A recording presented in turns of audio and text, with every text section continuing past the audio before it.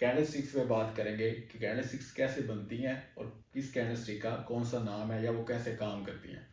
पूरा कॉन्सेप्ट हम इस वीडियो में क्लियर करेंगे, आप इसको नोट कर लीजिए और इंशाल्लाह हम इस पर डिस्कस करते हैं। आइए विंडो की तरफ चलते हैं। बस अब हम डिस्कस कर लेते हैं हमारी most important topic candle sticks को।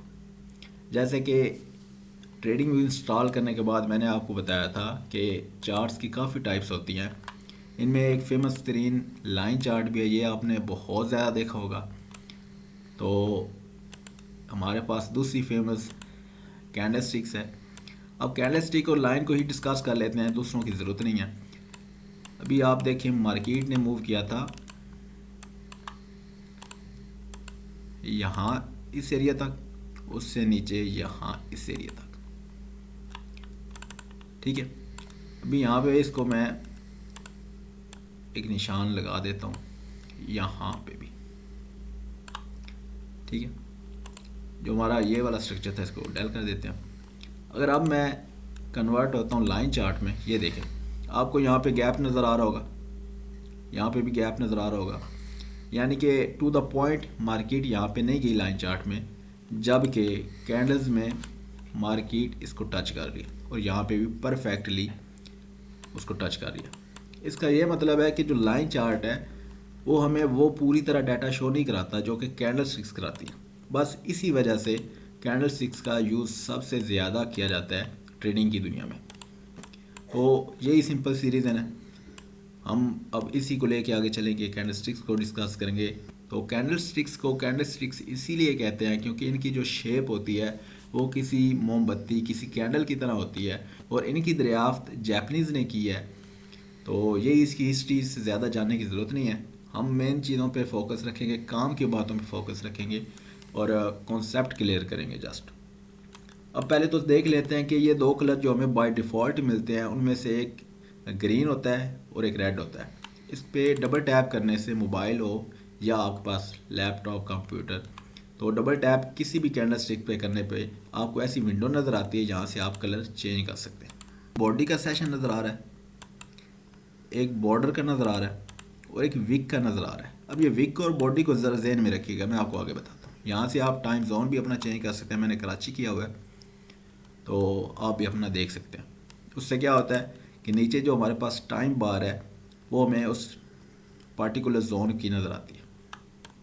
ओके, सो कैंडल स्टिक्स को डिस्कस कर लेते हैं। पहले तो हम ये देखते हैं कि कोई कैंडल रेड क्यों होती है या ग्रीन क्यों होती है। ये हमारे पास ग्रीन है और ये हमारे पास रेड आ गई।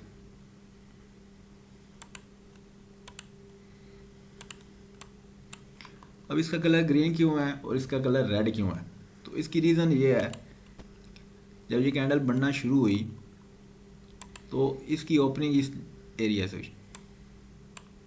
अब ये रेट था 100 का फॉर एग्ज़ाम्पल, और 100 के से ओपन होने के बाद अगर ये ऊपर की तरफ मूव करेगी तो इसका कलर ग्रीन होगा।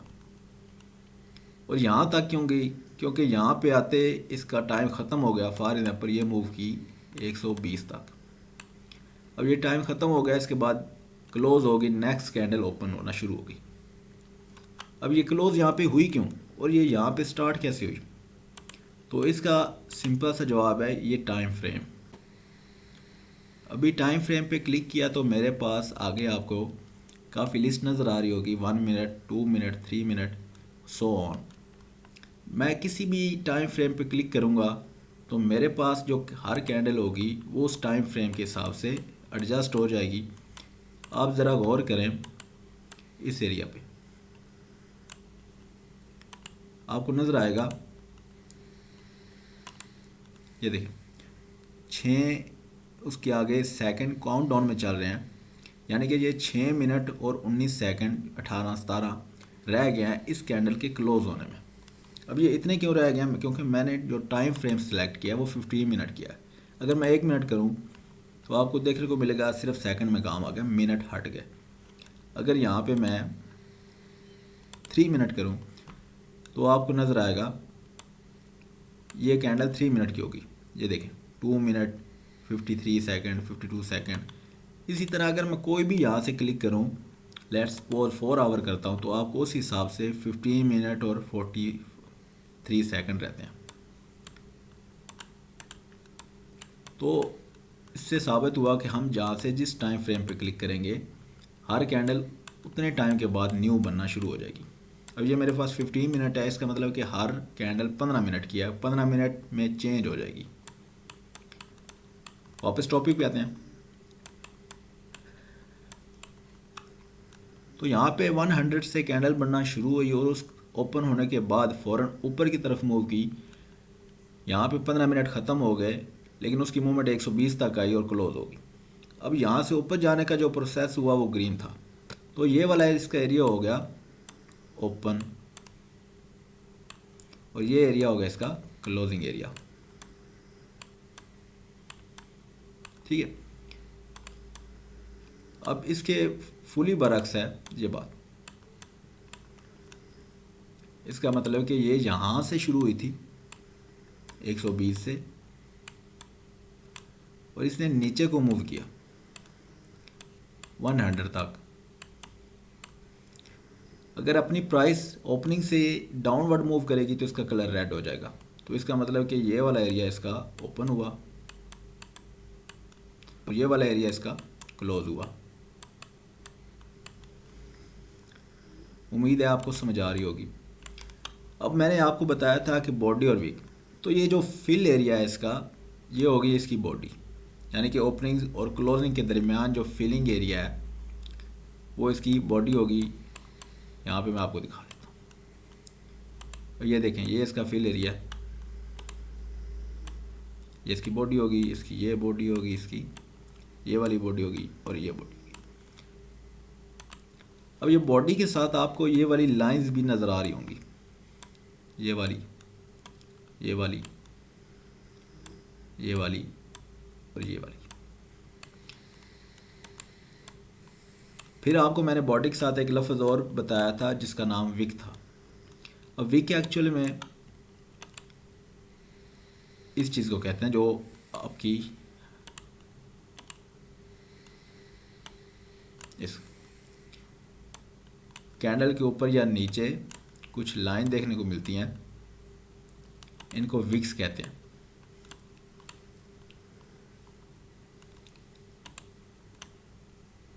ये वाली। अब ये फुल बॉडी जो फिल है, इसको बॉडी, और ये जो ऊपर रिजेक्शन है इसको शैडो, रिजेक्शन, विक, कोई भी नाम दे, मसला इस नाम का नहीं है, कॉन्सेप्ट का है, वो समझ आना चाहिए। तो ये लाइन बनी कैसे, आइए मैं आपको बताता हूँ। मार्केट में जब कोई कैंडल ओपन हुई थी, उसके बाद उसके पास 15 मिनट थे, या जो भी हमने टाइम फ्रेम सेलेक्ट किया होगा वो उस टाइम फ्रेम में कहीं भी मूव कर सकती है, ऊपर को या नीचे को।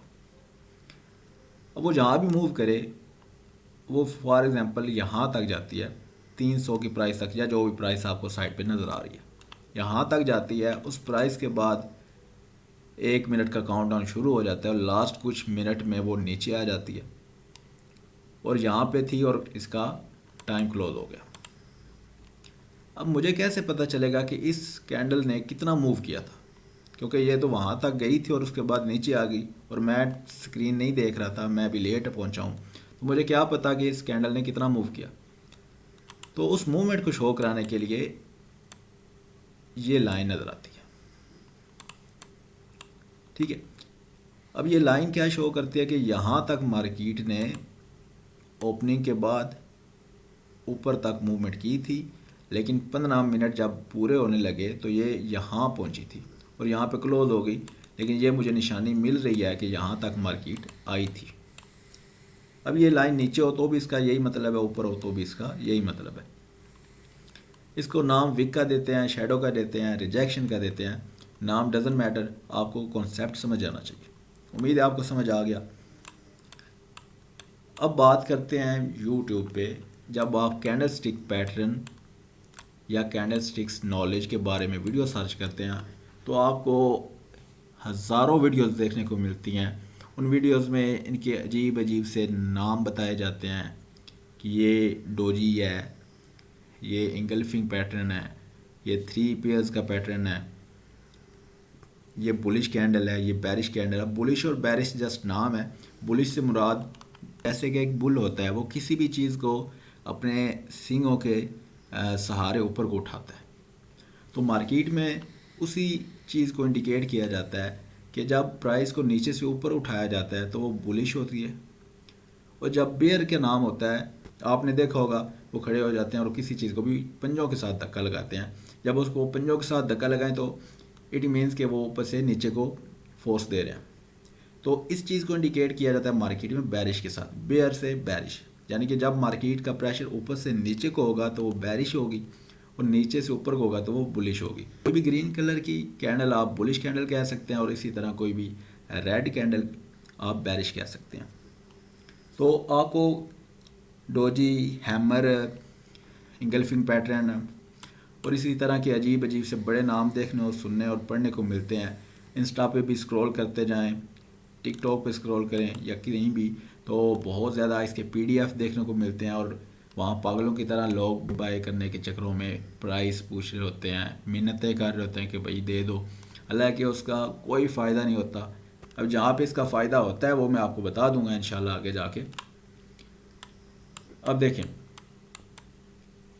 जब मैं बड़े टाइम फ्रेम में शिफ्ट करूँगा, फॉर एग्ज़ाम्पल 30 मिनट में, अब 30 मिनट में क्या हुआ, जो लास्ट 15 मिनट की कैंडल थी वो मर्ज होके सिंगल बन गई। अब 30 मिनट से अगर मैं 1 आवर में शिफ्ट करूं तो जो लास्ट 30 मिनट की 2 कैंडल थी वो मर्ज होके एक सिंगल कैंडल बन गई, यानी कि ये जो कैंडल अब बन चुकी है ये वाली, इसमें 15-15 मिनट की 4 कैंडल्स। अब ये बात आपने ऐसे ज़हन में रखनी है, जब आपने किसी कैंडल का काम देखना हो, उसका नाम याद रखने की ज़रूरत नहीं है हमें, जस्ट उसका फंक्शन पता होना चाहिए। अब ये 15 मिनट की कैंडल है,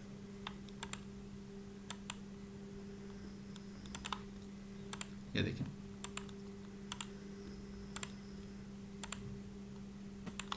जब इसको मैं अगर रीड करना चाह रहा हूँ, स्टडी करना चाह रहा हूँ, तो मेरे पास कोई ई बुक नहीं है, ठीक है, लेकिन मेरे पास नॉलेज है, तो मैं क्या करूँगा, सिंपली शिफ्ट कर जाऊँगा 15 मिनट से लेके, अब मैं शिफ्ट कर जाऊँगा 1 आवर पे, और जैसे ही 1 आवर पे शिफ्ट करूँगा तो मुझे ये चारों कैंडल्स मिल के एक सिंगल कैंडल नज़र आएंगी। फॉर एग्ज़ाम्पल 15 मिनट में इसके ऊपर रिजेक्शन थी, इसके नीचे थी, इसके भी नीचे थी, और इसके ऊपर थी। अब 15 मिनट में मुझे समझ नहीं आ रही ये कैंडल्स क्या कहना चाह रही है, लेकिन मैंने जस्ट से शिफ्ट किया 1 आवर में तो एक रिजेक्शन ऊपर बन गई और एक नीचे बन गई। तो मुझे पता चल गया कि वो जो 15 मिनट की 4 कैंडल्स थी वो क्या कहना चाह रही हैं, कि ऊपर से भी रिजेक्शन है और नीचे से भी रिजेक्शन है, यानी कि नीचे से बुलिश है और ऊपर से बैरिश है। तो मुझे यहाँ पे एहतियात करनी है या वेट करना है, वो हम आगे जाके पढ़ेंगे कि कौन सी चीज़ कहाँ पे वेट के इंडिकेट में आएगी और कहाँ पे ऑर्डर के इंडिकेट में आएगी। इसी तरह 1 आवर की अगर आपने कैंडल्स ओपन किया वो आपको समझ नहीं आ रही, तो आप 4 आवर पे जाएं, 4 कैंडल्स को मर्ज करें, आपको मतलब समझ आ जाएगा उसका, ठीक है। तो लेट्स सपोज अगर नीचे की तरफ रिजेक्शन नहीं है, ऊपर की तरफ रिजेक्शन है, इसका मतलब है कि ऊपर से सेल प्रेशर बहुत ज़्यादा है जबकि बाइंग इतनी नहीं है।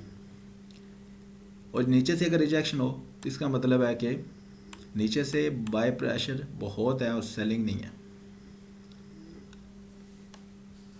और इसी तरह यहाँ पे देखें, नीचे से प्रेशर ऊपर की तरफ नहीं है, ऊपर से प्रेशर नीचे की तरफ नहीं है, ठीक है। उम्मीद है आपको यहाँ तक समझ आ गई। अब कौन सी कैंडल कहाँ पे देखनी है, नाम याद रखने की ज़रूरत नहीं है, हैंगिंग मैन, डोजी, हैमर, ये सारे फजूल नाम है, ठीक है। तो इनकी तरफ ध्यान नहीं देना, किसी ई बुक को बाय परचेज़ नहीं करना, वो आपके किसी काम नहीं आएगी। इंशाल्लाह मैं आपको इस काबिल कर दूंगा, सिखा दूंगा कि आप ये सारी कैंडल्स बिना नाम याद रखे उनके फंक्शन समझ सकें, उनके फंक्शन समझ सकें, उनके काम समझ सकते हैं, वो क्या कहना चाह रही हैं ये समझ सकें। तो कैंडल स्टिक्स का टॉपिक हमने कवर कर लिया और ये बस यहाँ तक है। मैं आपको अगर नाम बताना चाहूँ, सिखाना चाहूँ, तो मैं साथ यहाँ पे मोबाइल पे गूगल ओपन करके देख सकता हूँ, ठीक है, और फिर आपको लंबी लंबी छोड़ सकता हूँ। इसी तरह मेरी लंबी वीडियो बनेगी, आपका भी वक्त ज़ाया होगा, मेरा भी ज़ाया होगा, लेकिन मैं ऐसा करूँगा नहीं, क्योंकि मेरा ये मकसद नहीं है। मेरा मकसद है जस्ट आपको समझाना, पढ़ाना और जो क्वालिटी की चीज़ है वो देना, ना कि क्वांटिटी की, ठीक है। तो मैं अगेन कह रहा हूँ, आपने कोई चीज़ ऐसी सर्च नहीं करनी। मैं एक आखिरी बात ये कहूँगा आपसे, बगैर किसी भी मोटिवेशन के, कि आप मुझसे पढ़ रहे हैं तो एक ही मेंटोर रखें। आप किसी और से पढ़ना चाहें तो भी मेरी वीडियो यहाँ पे छोड़ें और वहाँ पे चले जाएं। जस्ट रीज़न बिहाइंड दिस के जब आप एक्चुअल में ख़ुद ट्रेड करेंगे तो आपको समझ नहीं आएगी कि मैं नवीद से पढ़ के आया हूँ तो उसने मुझे कैंडलस्टिक्स के बारे में ये पढ़ाया था, मैं एक्स से पढ़ के आया हूँ तो उसने मुझे ये पढ़ाया था, मैं वाई से पढ़ के आया हूँ उसने मुझे ऐसा करने से मना किया तो जेड ने ऐसा करने का बोला था। आप ऐसे कंफ्यूज होंगे कि आप प्रॉफिट नहीं बना सकेंगे। तो मेंटोर लाइफ में वन ही होना चाहिए, ख़ासकर ट्रेडिंग की दुनिया में, जो कि प्रॉफिटेबल खुद है। इसका मतलब है कि आपको प्रॉफिटेबल बना के छोड़ेगा, ठीक है। तो कैंडल स्टिक पे मज़ीद सर्च करने की ज़रूरत नहीं है, जो क्यूरीज रह गई हैं वो मज़ीद कवर कर लेंगे हम इंशाल्लाह।